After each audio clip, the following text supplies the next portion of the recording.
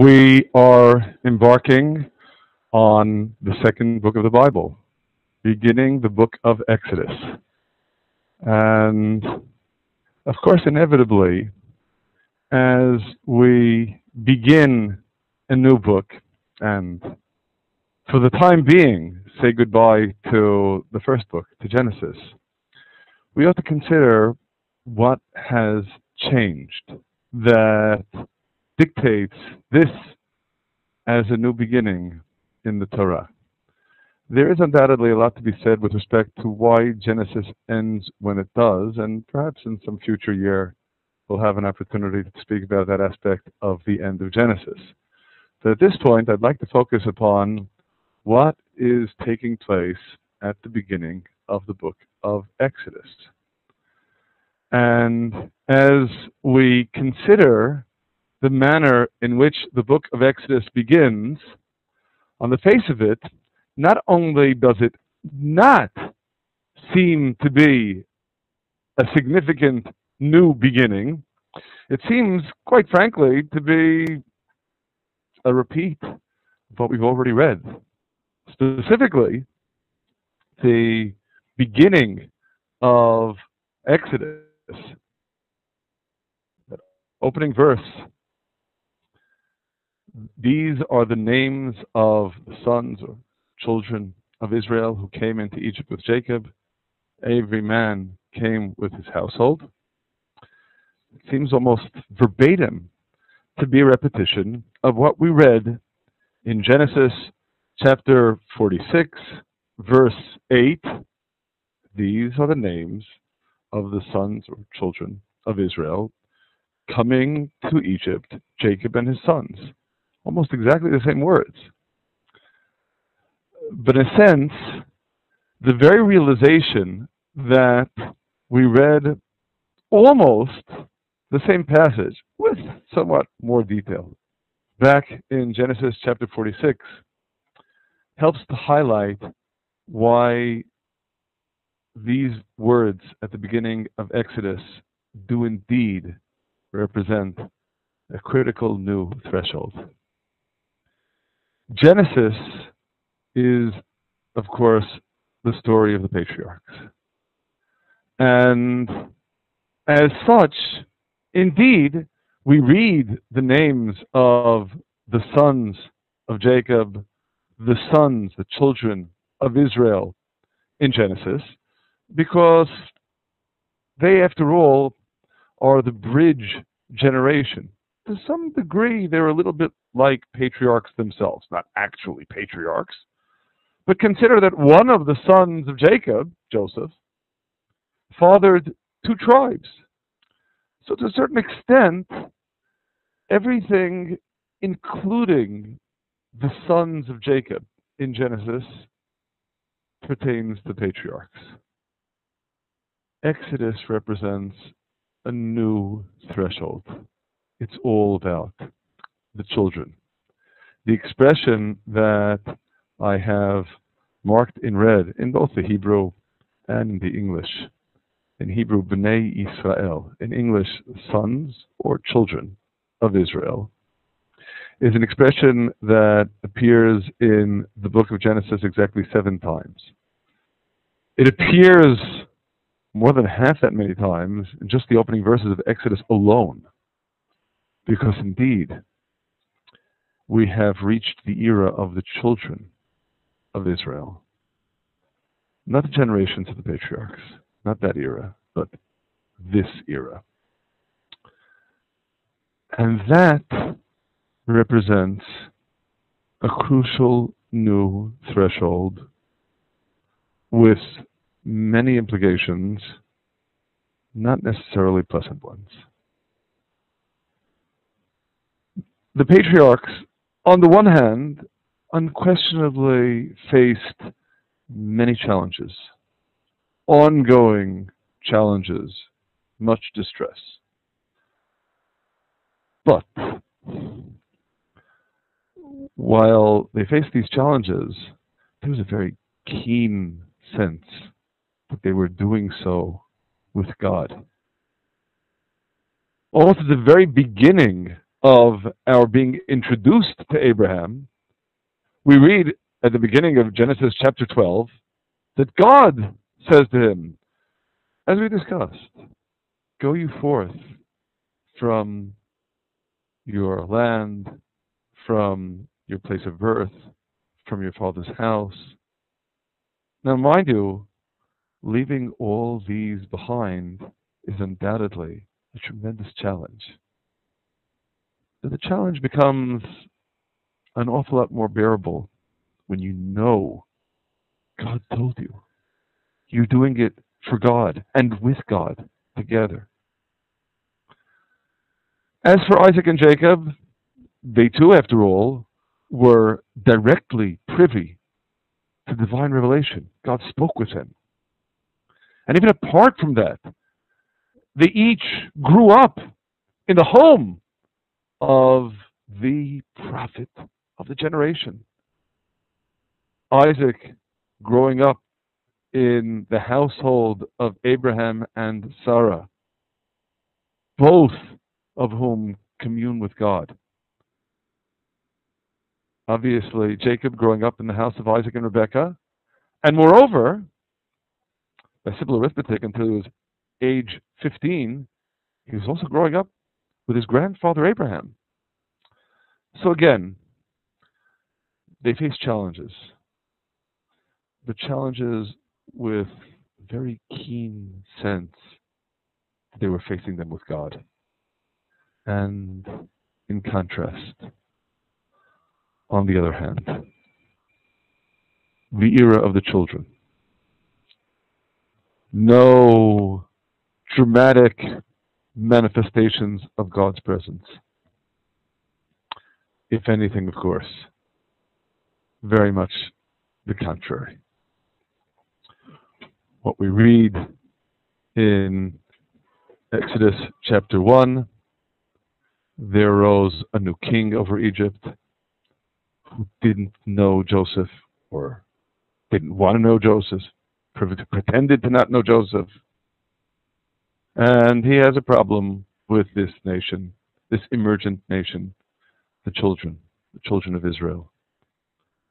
They've become too many, too mighty. Come, let us deal wisely or shrewdly with them, lest they multiply. And therefore they set over them taskmasters to afflict them with their burdens. Not only is God's presence not dramatically manifest for the children of Israel in this era, but if anything, it is painfully concealed, hidden. They don't see God's presence at all.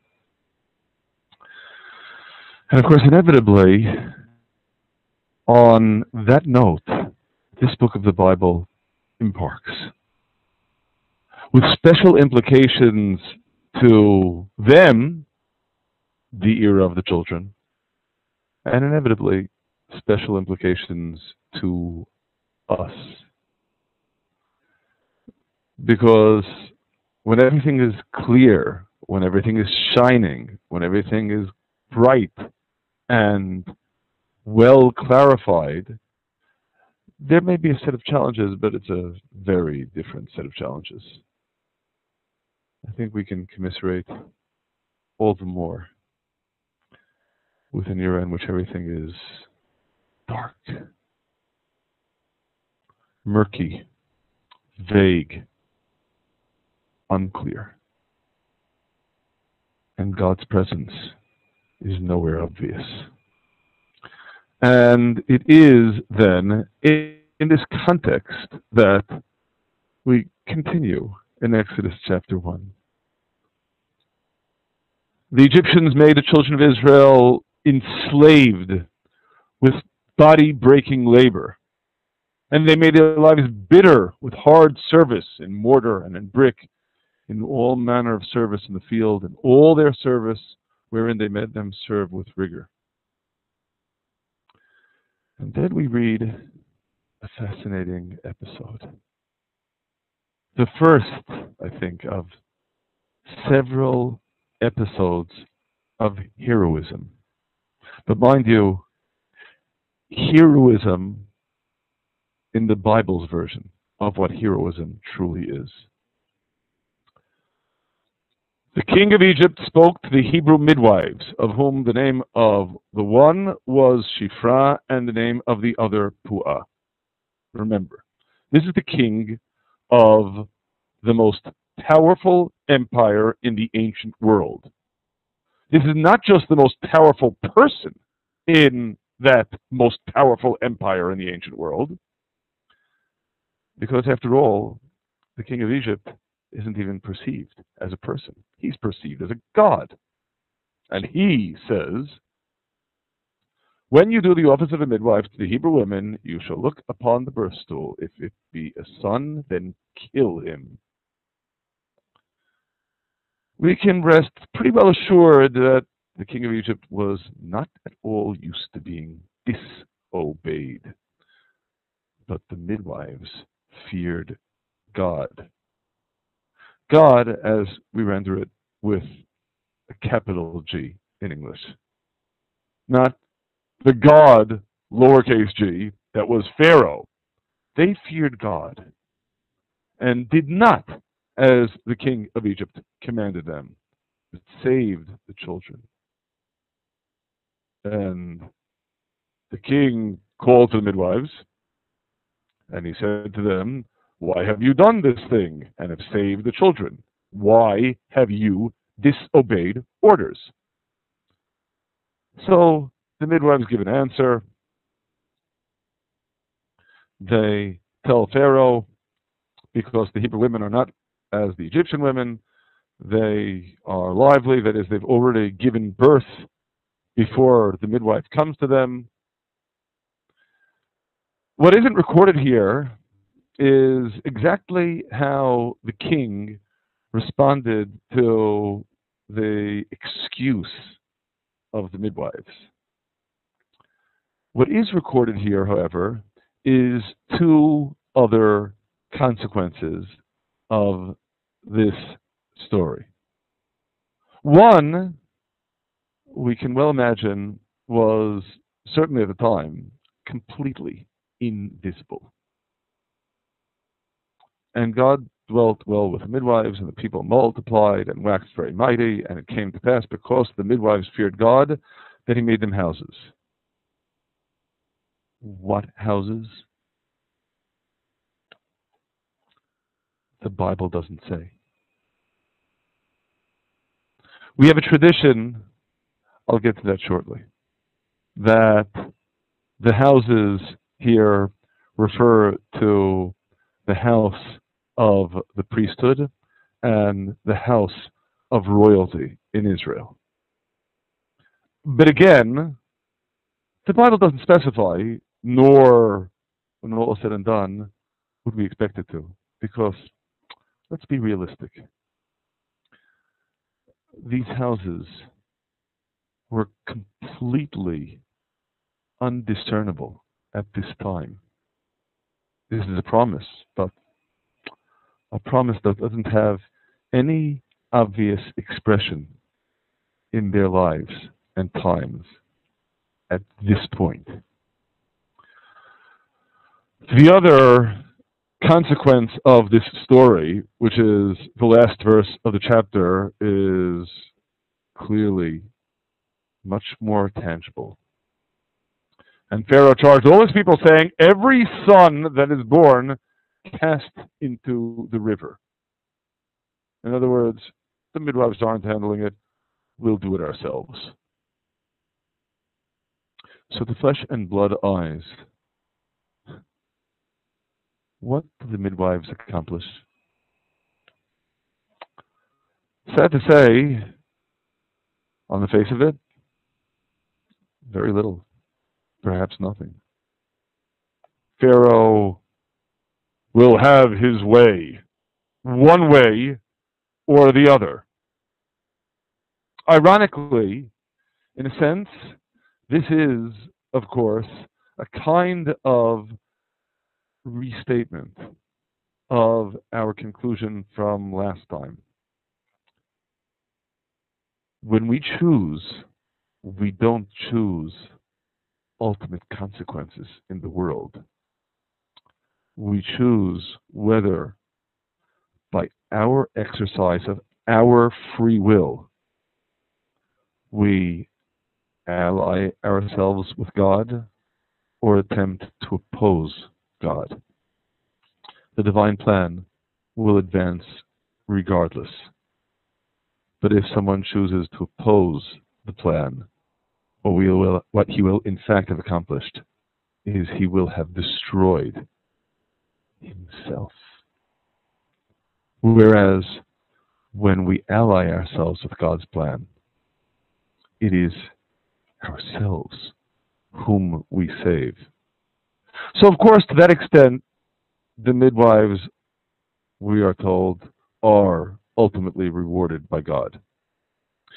But I think there's an additional crucial message that emerges ironically from the very fact that on an obvious, this worldly plane, we aren't really told that the midwives accomplished much of anything. And that lesson is to be truly a hero does not entail being successful and figuring out what's going to be the most successful course to follow in this world. Because we're not the ones ultimately who call those shots. God is. To be a hero means to choose to be right by God, irrespective of the consequences. To do what's right because it is right. Period. Notice the difference between what hero means in the Bible and what, for example, being a hero meant in ancient Greek mythology. I use that as an example because it is, after all, so emblematic of what the pagan view of heroism was. Worldly greatness, accomplishment, and most of all, making a name for yourself. And here's where I need to note an additional nuance in this story. And this is the sort of point that I have to admit, once again, you really need the Hebrew to appreciate. And that is, as you may have noted, I specifically indicated the names of the midwives, Shifra and Puah. They may be names. Tantalizingly, however, they may not. They may be titles or descriptions. Because, as we have already noted on a number of occasions in the past, in classic Hebrew, all words derive from three-letter roots. Let's consider the roots of these names and what they mean. Shifra in the Hebrew, as you could see, Shifra, for those of you who are fluent in the language, has the three-letter root of Shin, Pei, Resh. When we consider its appearances in the Bible, I can cite three examples in the Bible. The first, the blessing of Naphtali, that was actually just 2 chapters ago in Genesis chapter 49. Naphtali is a hind let loose. He gives, in the Hebrew, Imrei Shafel, which we could alternatively render as goodly words, words of beauty, pleasant sayings. As you can see, Shafel, from the same root as Shifra, can be rendered as goodly, beautiful, pleasant. Similarly, in Psalm chapter 16, the lines are fallen unto me in pleasant places. Yea, I have in the Hebrew, Nachalat Shafra Alai, a goodly or beautiful or pleasing heritage. Shafra, again, from the root of Shifra.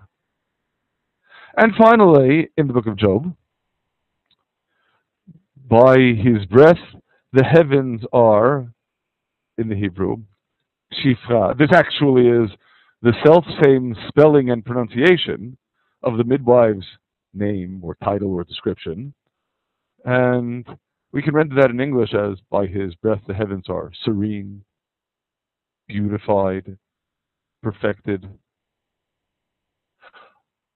All aspects of a faithful midwife's job, ensuring that everything in the birth goes well and that in tending to the newborn baby, everything is serene, beautified, perfected, pleasing, all part of the job description.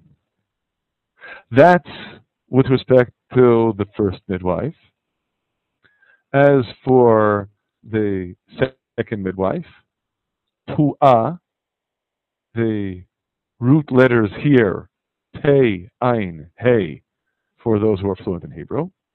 Here we can cite a verse in Isaiah that is even more explicitly associated with childbirth. I have long time held my peace. I have been still and refrained myself. Now will I cry like a travailing, birthing woman. In the Hebrew, keyoleda ef'eh, coming from the same root as pu'ah. And again, we can't help but note,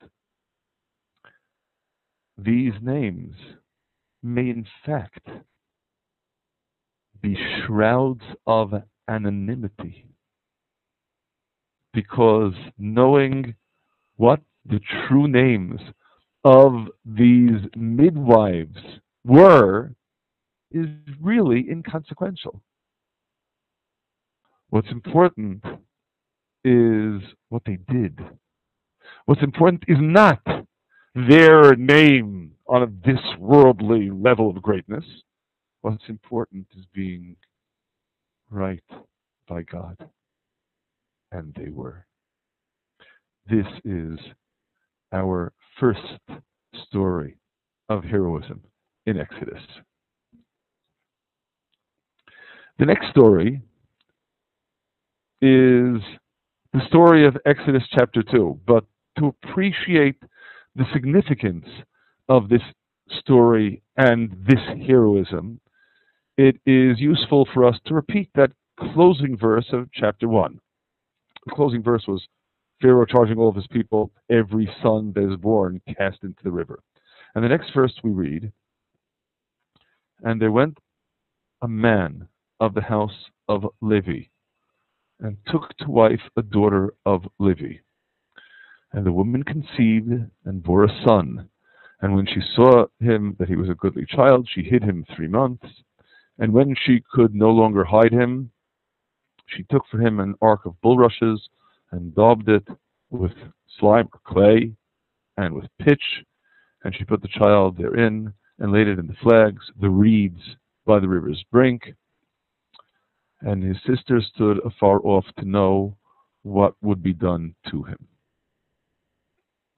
Now, before we consider the content of this story at greater length, note at the outset a very strange tension here, almost a seeming contradiction.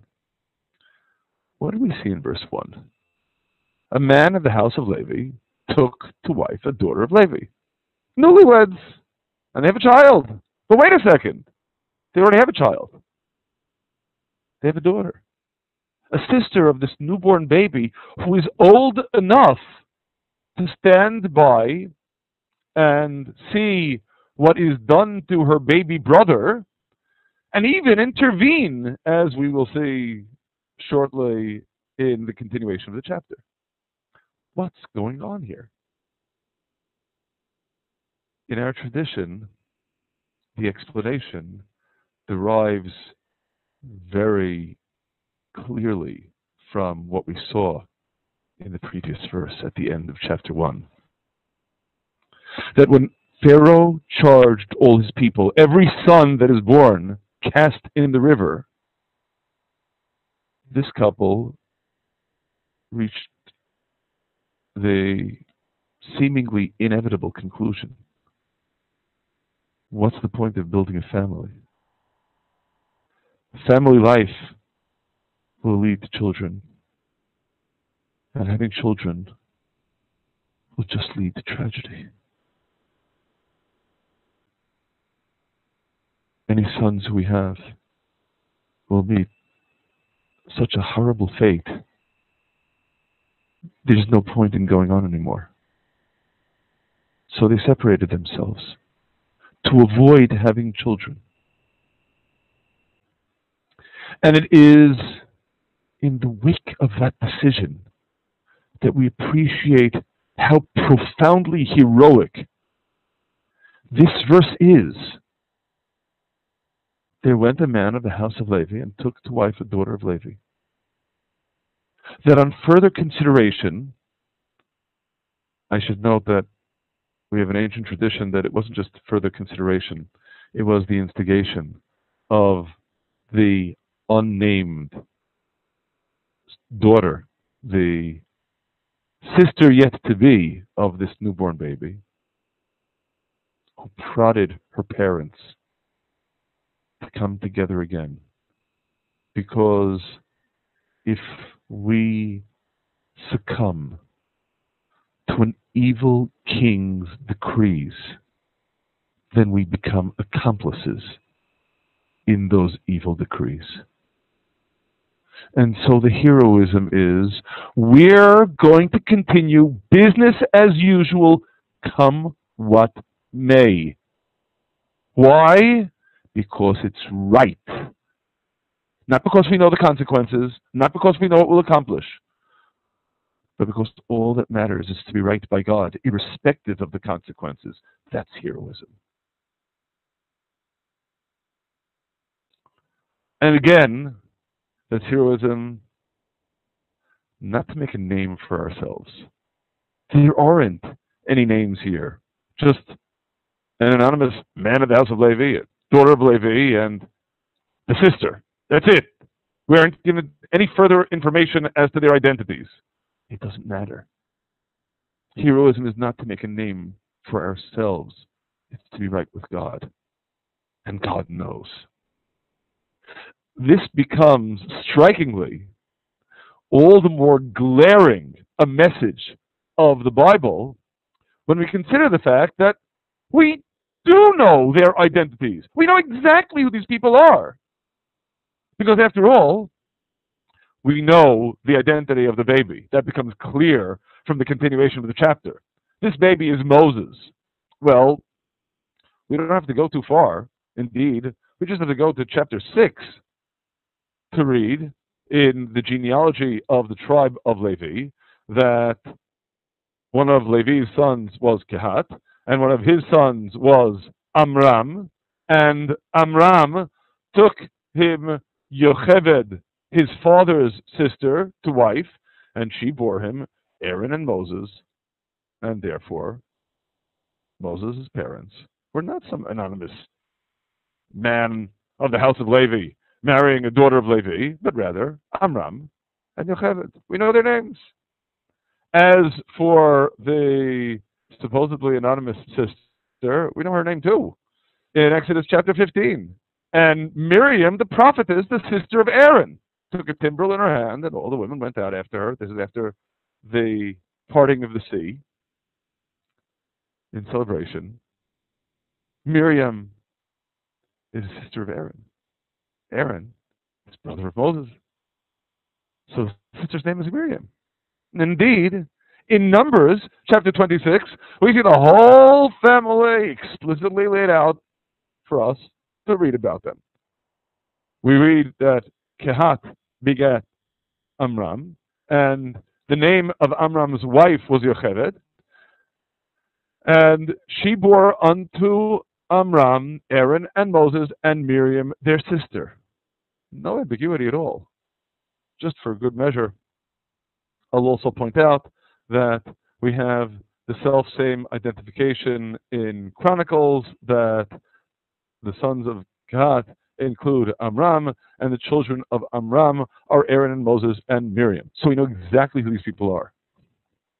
So if we know, why in the world did the story have to be told to us anonymously? We're going to find out shortly exactly who these people were. Why did a man of the house of Levi, a daughter of Levi, an anonymous sister? Because, again, we're reading stories of heroism and appreciating what it means to be a hero. It doesn't matter what their names were. Heroism is defined in terms of what you do, not who you are. What you choose, not what do you accomplish. And so, the story is anonymous. But the heroes do what is right by God.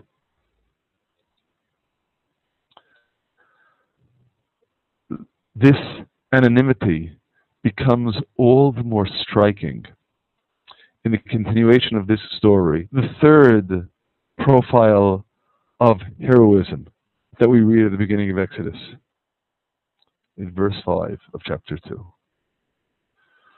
And the daughter of Pharaoh came down to bathe in the river, and her maidens walked along the riverside, and she saw the ark among the flags, among the reeds, and sent her handmaid to fetch it, and she opened it and saw it, even the child, and behold, the boy that wept, and she had compassion on him and said, this is one of the Hebrews' children.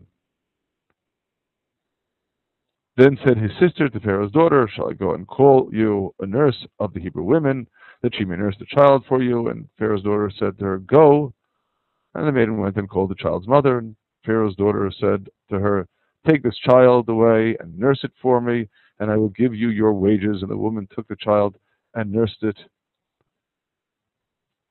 And the child grew, and she brought him to Pharaoh's daughter, and he became her son. And she called his name Moses and said, because I drew him out of the water. Now, just consider that in these 6 verses, we encounter 5 times reference to the daughter of Pharaoh, and not once reference to her name. Imagine if I were telling you a story. 5 times I refer to a person by relationship. Wouldn't you expect me to tell you first time what the name is? Then afterwards, of course, I don't need to repeat the relationship. I can just use the name. It's far more efficient.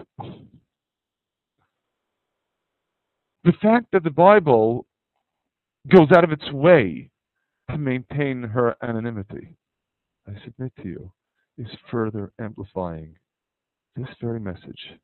The name isn't what matters. It's the deeds that matters. And indeed, when we consider her deeds, at the outset she says, this is one of the Hebrews' children. She knows very well what her father decreed. And the courage to say, I don't care. I am following my conscience, not my father, not my supposedly divine, royal father. The irony that the most glaring violation of Pharaoh's decree came from his own daughter. And she needs a nursemaid. She could, of course, try to conceal the child's identity, but when the child's sister offers to call a Hebrew woman to be the nursemaid, Pharaoh's daughter says, go, get the Hebrew woman. After all, it's one of the Hebrews' children. And she even pays the wages of this nursemaid to nurse her adoptive son. And indeed, far from concealing what she has done, She actually accentuates it. She calls the child Moses because I drew him out of the water. Well, everyone presumably knew who was getting thrown into the water. So far from concealing the fact that she had adopted as her son one of the Hebrew children, she flaunts it. She does what's right, and she doesn't care about the consequences. And of course, in a sense, this is the most heroic act, because this is heroism on behalf of a stranger, another nation, a nation that she was indoctrinated to view as the enemy. But she still has a sense of what is right, and she follows it. And that's all that's important for us to know, not her name. And again, of course, I can't help but stress the glaring contrast to Greek heroism, making a name for oneself, worldly greatness. I think it's instructive for us to consider in this regard another episode much earlier on in the Bible, in Genesis chapter 11, the Tower of Babel. When the people say, let's make brick, burn them, using brick for stone, clay for mortar, and they announce their plan. Come, let us build us a city and a tower with its top in heaven, and let us make us a name, lest we be scattered upon the face of the whole earth. Now we know we relate to the Tower of Babel not as a positive development. But when you consider what it was that they were saying, where's the crime? They don't want to be scattered? Nothing wrong with that. Oh yes, this is the crime. And let us make us a name. When you obsess on making a name for yourself, that means you're forgetting about what life truly is for. If you allow me to share with you a story that I think helps to illustrate this point well. This from the introduction of Eli Wiesel's Legends of Our Time. These words were written quite a long time ago, approximately 20 years after Wiesel survived Auschwitz and Buchenwald.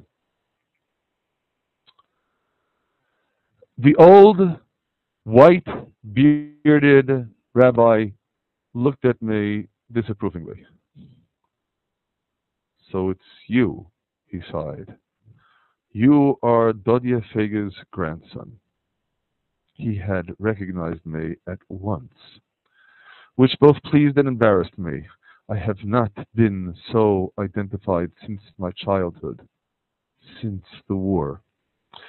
20 years have elapsed since he last saw me. We were still in Hungary. My mother brought me to him to obtain his blessing. Now we were alone in the room, in a suburb near Tel Aviv. And for some reason I felt more uncomfortable than then. He sat in his armchair and studied me. He had not changed much. His face remained friendly and pained. His smile contained all the wisdom in the world. Dodje Fege's grandson, the Rebbe repeated as if to himself. His eyes were resting upon me, and I wondered whom he saw. Rebbe, I said, I have been working hard to acquire a name for myself. Yet to you, I am still attached to my grandfather's. It was a poor attempt to break the tension. So that's what you've been doing all these years, he remarked. He nodded his head and added, "What a pity." Indeed. When our concern is to make a name for ourselves, what we lose is our true identity. We lose our true identity because, as we discussed last time, everyone comes into the world with a mission, a God-given mission, to do something, to fix up something in the world. And it is through our fulfilling that God-given mission that underlies our lives that we discover our true identity. And it is by obsessing on making a name for ourselves that we lose our true identity. So when we consider the Torah's stories of heroism, in particular, in the era of the children, there are no names. There are deeds. There is commitment, devotion to fixing up whatever it is that we can fix up in the world, not making a name for ourselves. Rather, on the contrary, it is, I think, instructive for us to consider the message in the third and final chapter of the prophet Malachi, which is the final chapter of the prophets. The prophet tells his people in the name of God, "Your words have been all too strong against me." And you say, "Wherein have we spoken against you?" You have said, "It is vain to serve God. And what profit is it that we have kept his charge, and that we have walked mournfully or submissively before the God of hosts? And now we call the proud happy." That is, we regard the wicked as fortunate. They that work wickedness are built up. They try God and are delivered and escape. And then says the prophet, "Then they that feared God spoke with one another, and God hearkened and heard. And a book of remembrance was written before him for them that feared God and thought upon his name." Book of remembrance? What book of remembrance? Perhaps the answer is the book of history. Because ultimately, when you dedicate yourself to God, you write your page in history. Not by remonstrating about how it is vain to serve God and how it doesn't accomplish anything and you haven't gotten anywhere and of course you haven't made a name for yourself, but rather recognizing that is the permanent acquisition. That being right by God means being inscribed in God's book of remembrance, that book of history. And by consequence, the prophet adds, "Then you will again discern between the righteous and the wicked, between him who serves God and him who serves him not." The division between the righteous and the wicked is fairly straightforward. Those who are deliberately allying themselves with God's plan and those who are attempting to thwart it. But even among those who are presumably righteous, there are still those who truly serve God and those who really don't. They may not be criminals.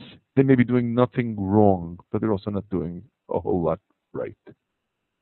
That dedication, that relentless dedication to do what is right because it is right, period.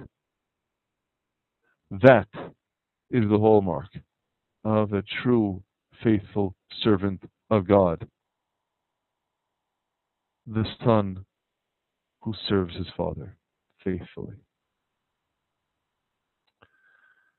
These stories are all in the first verses of the book of Exodus.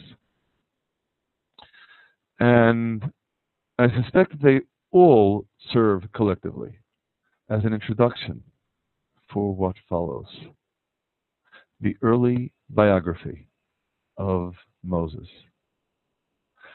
I should point out here that of the three stories of heroism that we have just discussed, two of them explicitly have to do with the formative influences on Moses.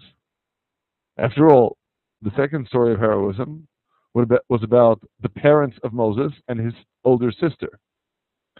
The third story of heroism was about Moses' adoptive mother, the daughter of Pharaoh.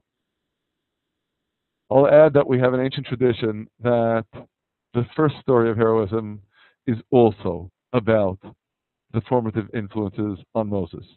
Remember our observation that the names Shifra and Puah may not be names, may simply be titles or descriptions.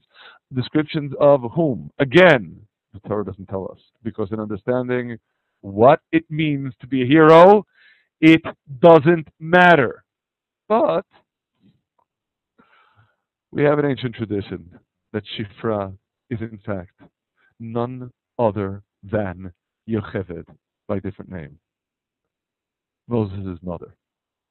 And Puah is identified either as Moses' sister, Miriam, or his sister-in-law, the wife-to-be of his older brother Aaron.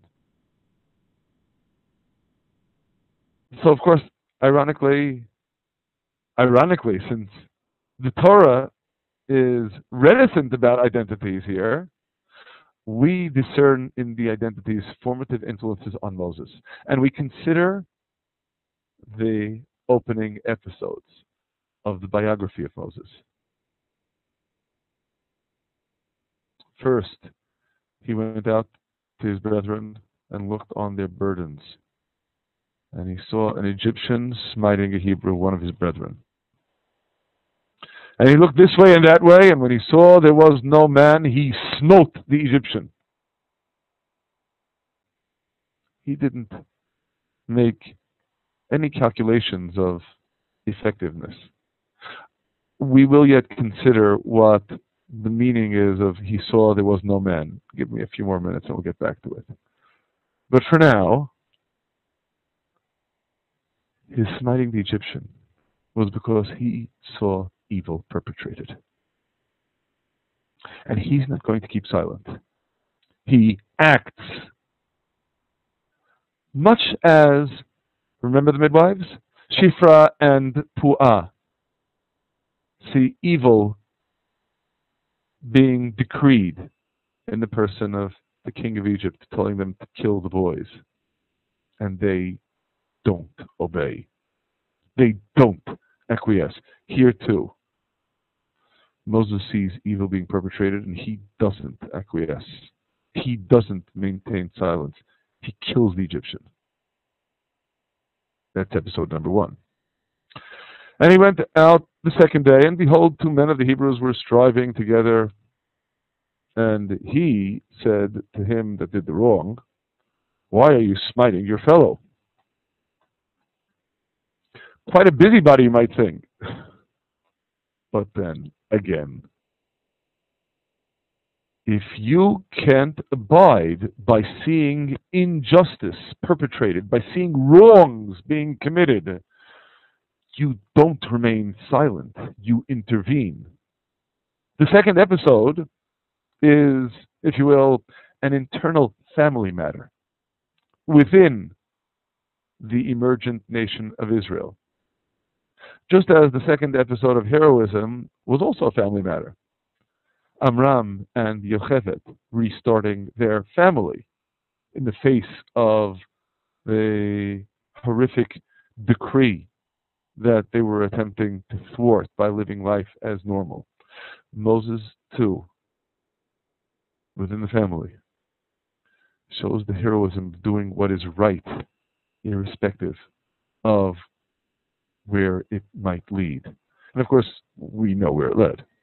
It led to talebearers conveying to Pharaoh that Moses had killed one of his taskmasters, and Pharaoh sought to slay Moses. And Moses flees to the land of Midian and sat down by a well. Now, under these circumstances, it doesn't take too much imagination to consider the predicament in which Moses finds himself. He has, if you will, stuck his nose in a bit too many places, gotten a bit too involved in other people's problems, and as a result, he's running for his life. He's now in Midian. So you'd think he would kind of keep quiet because, after all, he's gotten himself into enough trouble already. And what happens? He's sitting by the well, and the Torah tells us that the priest of Midian had 7 daughters. They came and drew water, filled the troughs to water their father's flock, and the shepherds came and drove them away. Now, Moses doesn't even know the story here. They're all strangers to him, and talk about being outnumbered. He doesn't have any friends to speak of. And he stood up and helped them and watered the flock. The Hebrew reads not just that he helped them, but rather, Yoshian, he saved them. He ganged up by himself on a whole group of shepherds, where his only allies were the girls. Doesn't sound like a particularly safe strategy, does it? And of course, inevitably, the answer is it may not be safe, but he doesn't care. Nor does he care that he is a stranger in a strange land, and these are people who aren't even related to him and have nothing to do with him, and he's never seen them before. He does what's right. Why? Because it's right. Where's it going to lead? What's it going to accomplish? Irrelevant. He does what's right because it's right. Period. Just as third episode of Heroism that we discussed at the outset, the daughter of Pharaoh intervenes to save a strange baby from a strange people with whom she may have had no contact heretofore at all. Again, why? Because it is right. And the fact that that little baby is from a different people and a total stranger is just as irrelevant as to Moses the fact that the daughters of Jethro, the priest of Midian, are strangers and from a different people. It doesn't enter into the equation. All that enters into the equation for the true hero is doing what is truly right. Moses' acts, we've noted this already, but it behooves us to emphasize the point here as well, in much the same vein that the Torah warns us. You shall not stand idly by the blood of your fellow.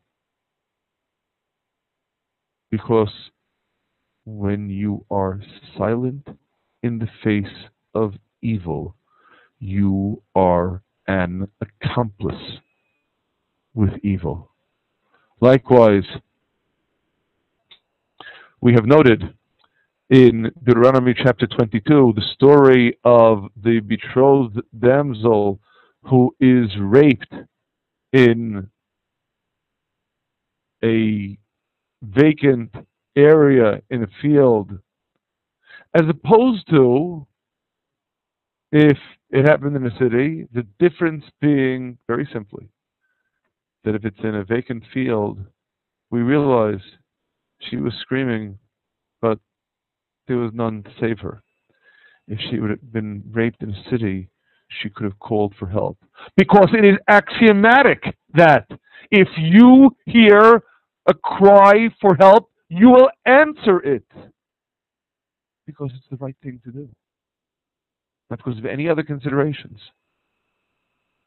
So the only tenable circumstance in which no one came to help her is because she was in a field. And no one was within earshot.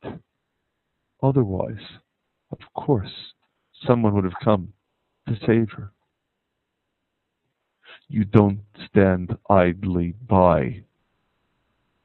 I believe we have had occasion in the past to mention the comment of Edmund Burke, the British historian, in writing regarding the French Revolution: all that is necessary for evil to triumph is for good men to do nothing.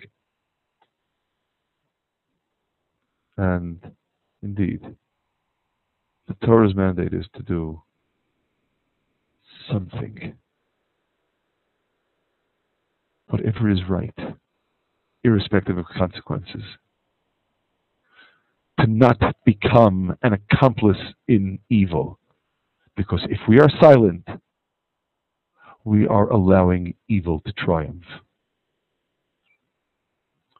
And of course, in particular, it is instructive for us to consider that the real barometer of fighting evil is fighting evil to our fellow human beings.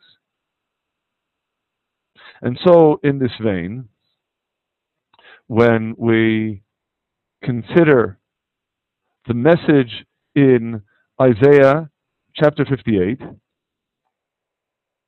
I feel obliged to note here that chapter 58, which addresses the question, what kind of fast day does God choose, is the passage from the prophets that is read in synagogues on the morning of the fast day, Yom Kippur, the Day of Atonement. Is not this the fast that I have chosen? Is it devotion to God that is of paramount importance? Candidly, no. To loose the fetters of wickedness, to undo the bands of the yoke, to let the oppressed go free, to break every yoke, to deal your bread to the hungry, to bring the poor that are cast out to your house, to clothe the naked.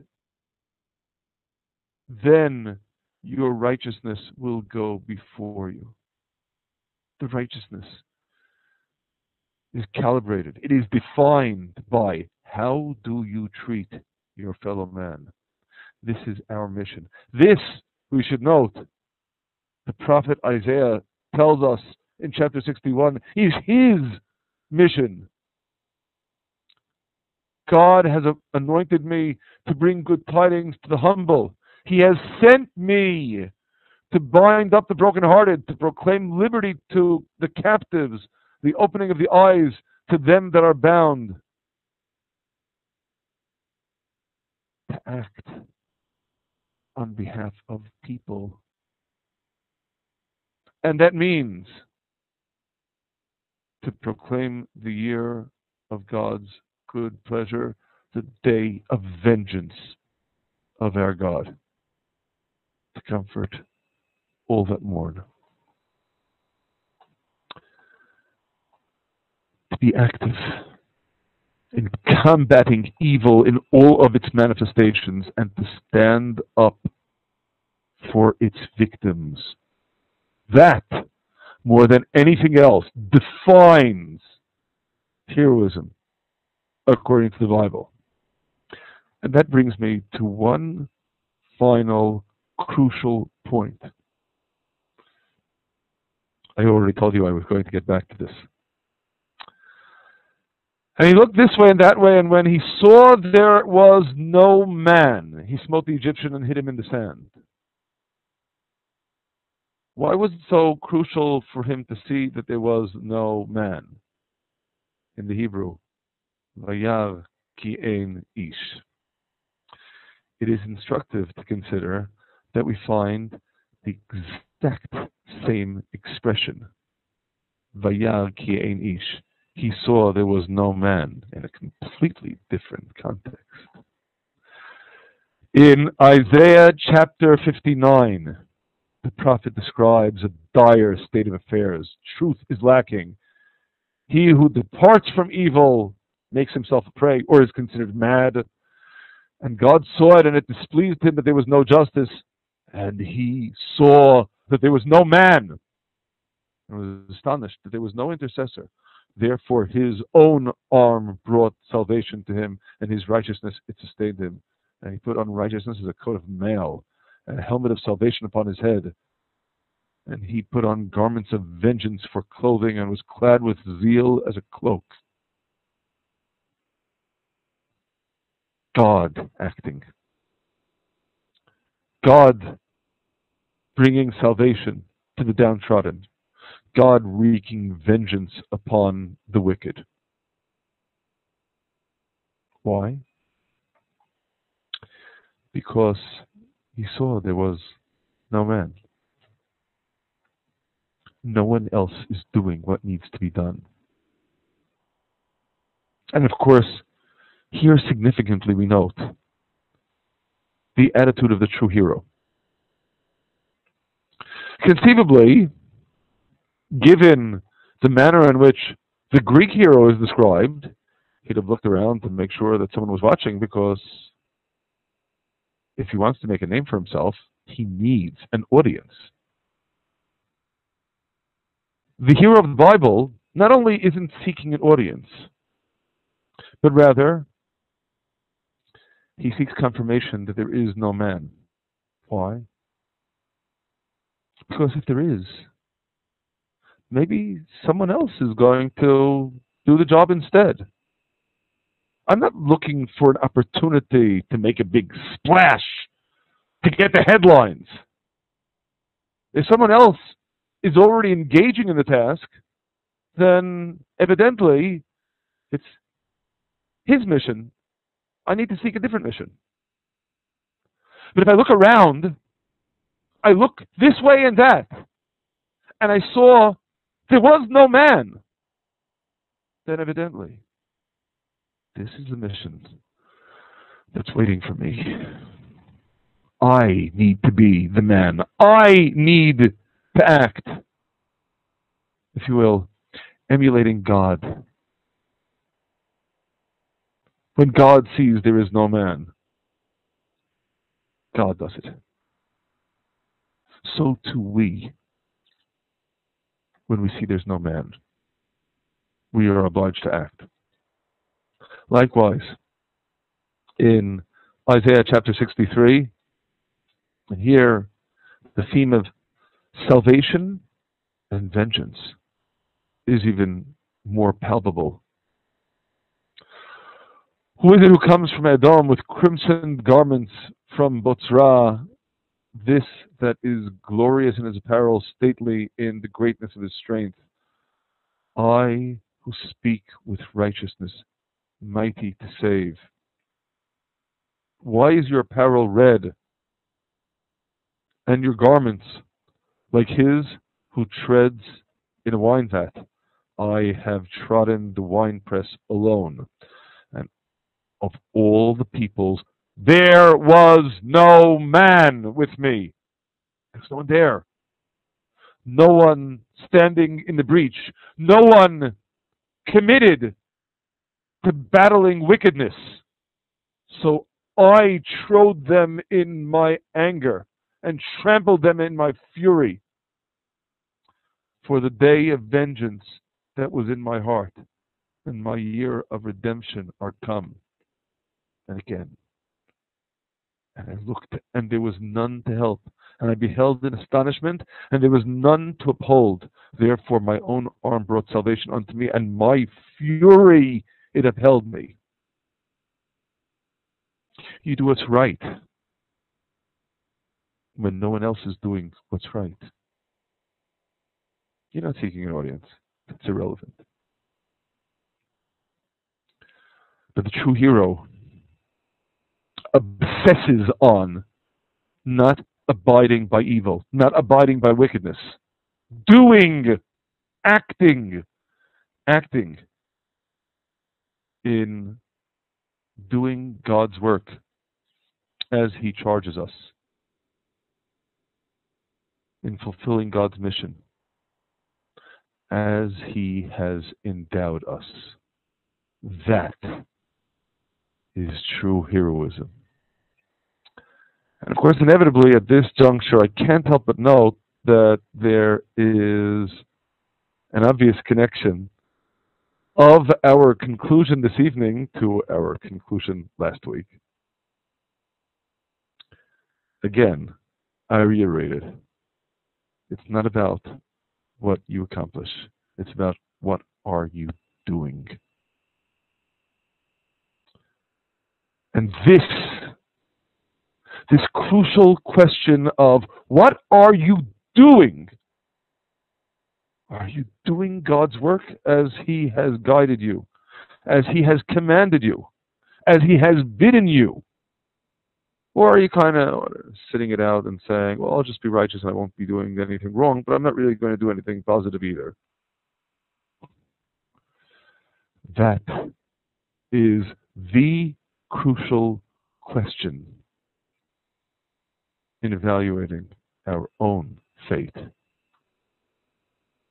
Are we indeed living up to the mandate that was the basis of God bringing us into the world? For Moses to be Moses, we need, before anything else, before any divine revelation to be introduced to him, here, first, with the stories of his forebears and formative influences showing themselves as heroes. And second, his own acts of heroism in doing what is right. It is exclusively on that basis that Moses becomes Moses. May we too, in our own smaller or greater way, grow into ourselves, be who we are called upon to be by doing what is right, rather than seeking names for ourselves to discover our true identities in fulfilling the mission that God has given us and doing His works as He has guided us and shown us the way. God bless you.